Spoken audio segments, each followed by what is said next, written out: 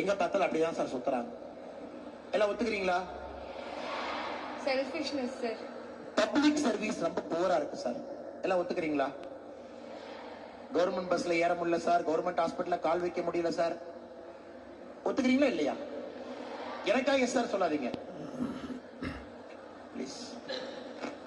சகோதர சகோதரிகளே, உங்களுடைய கையில் இருக்கிறது.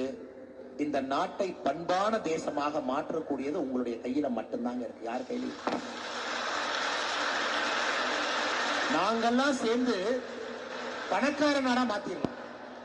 பொருளாதாரம், economic output, industry, investment summit, பல லட்சம் கோடி பணம் வந்துச்சு.